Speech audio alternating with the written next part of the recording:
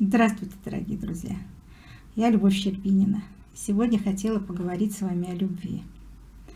Мы на эту тему еще будем много-много раз разговаривать.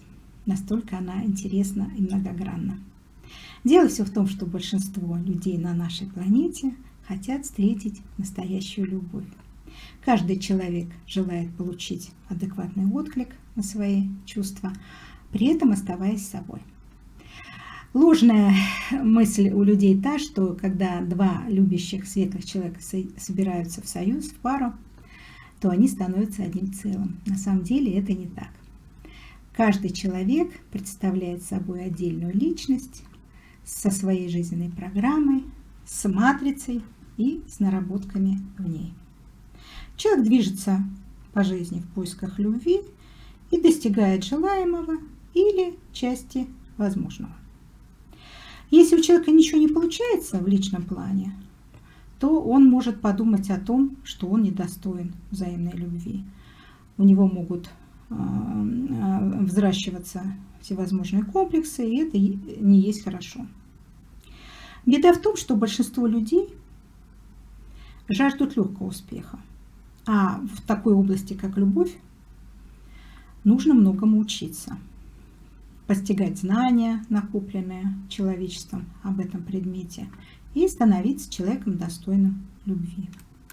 Далеко не всегда получается так, что человек встречает подходящего человека для создания отношений любви и сопричастности.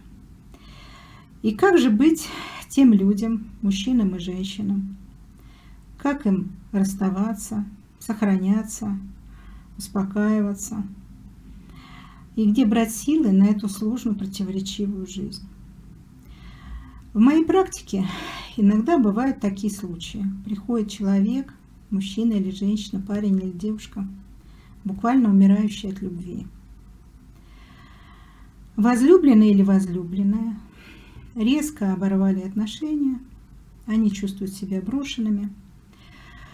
Им не объяснили, по какой причине эти отношения разорваны, они ужасно страдают.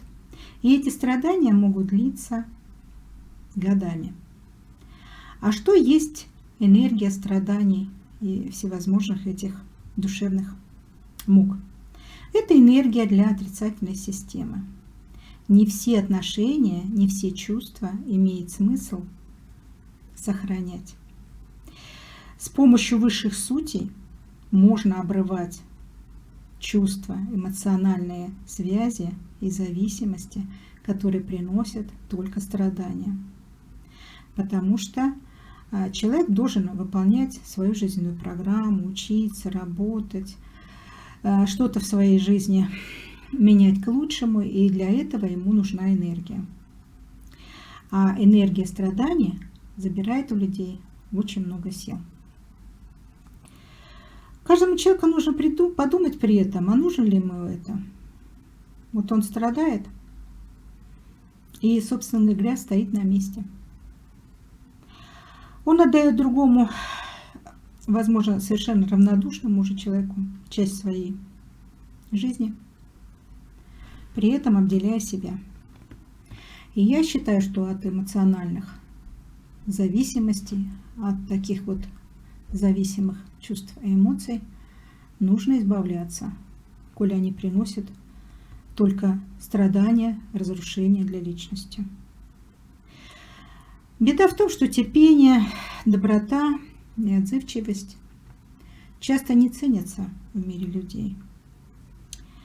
Если человек позволяет грубо с собой обращаться, топтать свое достоинство, то тем самым он разнузливает тех людей, которые рядом, и они привыкают к этому и еще больше распоясываются. Таким образом, человек способствует проявлению негативных чувств и эмоций в этих людях, и они тоже двигаются в определенную темную сторону. И таким образом, значит, в их матрицах укрепляется отрицательная часть. Но часто бывает такое, что человеку очень много приходится страдать, чтобы понять, что эти отношения построенные на зависимости, основывающиеся на эмоциональной привязанности, ставшей негативной, приносят им только вред. И поэтому от таких отношений нужно своевременно избавляться. Когда ко мне обращаются люди, зашедшие в тупик в этом плане, я предлагаю им пройти сеанс с великой сутью космической, перед которой они как бы предстают как на экзамене. При этом я говорю людям, что светлые чувства, настоящая взаимная любовь не будет разрушена этой сутью.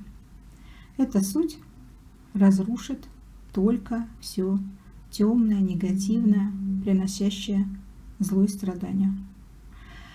И поэтому для некоторых людей, которые застряли на этом эпизоде своей жизни, это как спасение.